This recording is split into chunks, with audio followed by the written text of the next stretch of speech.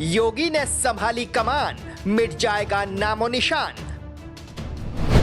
पत्थरबाजों का full and final इलाज जरूरी है। संभल जाएंगे राहुल, बनाएंगे सियासी माहौल। कट्टरपंथियों का आतंक कब होगा अंत? संभल सुलगा तो सियासत भी सुलगने लगी। सवालों की बौछार होने लगी। जिम्मेदारी सिस्टम की थी, लेकिन सिस्टम ही फेल होने लगा। 4 लोगों की मौत हो गई, दर्जनों पुलिसकर्मी घायल हो गए, लेकिन मौत पर सियासत नॉन स्टॉप लगातार हो रही है।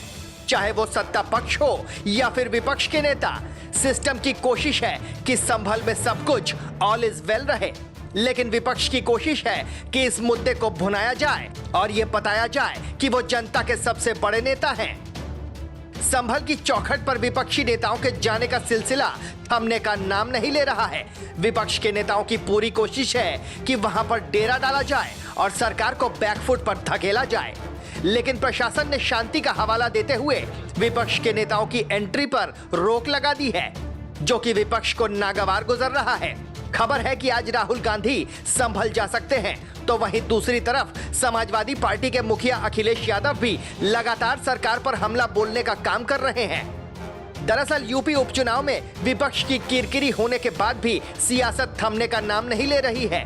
चुनाव को 24 घंटे भी नहीं बीते थे कि संभल में संग्राम हो गया।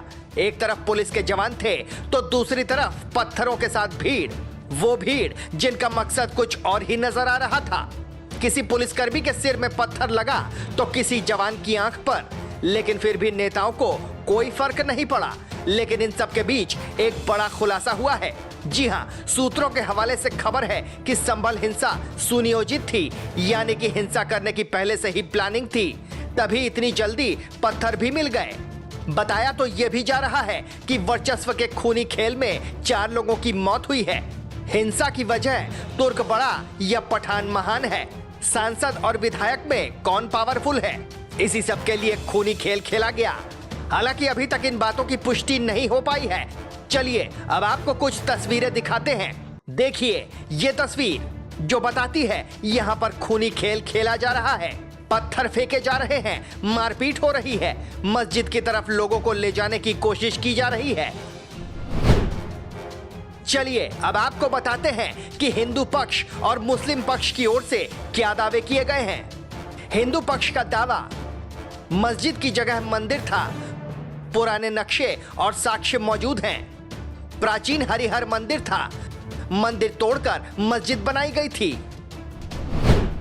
मुस्लिम पक्ष का दावा, मुगल काल में बनाई गई थी मस्जिद, एएसआई की निगरानी में संरक्षित इमारत, बाबर के आदेश पर मीर बेग ने मस्जिद बनवाई, देश की ऐतिहासिक धरोहर। संभल के जिला प्रशासन ने योगी आदित्यनाथ को रिपोर्ट सौंप दी है, यानी कि अब संदेश साफ है कि अब दंगाइयों को कब्र से खोदकर भी खोज निकाला जाएगा, क्योंकि ये वो दंगाई है जिन्होंने योगी की पुलिस को ललकारा है, सिस्टम को चुनौती दी है। अब ऐसे में इनका फुल एंड फाइनल इलाज जरूरी है। Team news watch Bharat.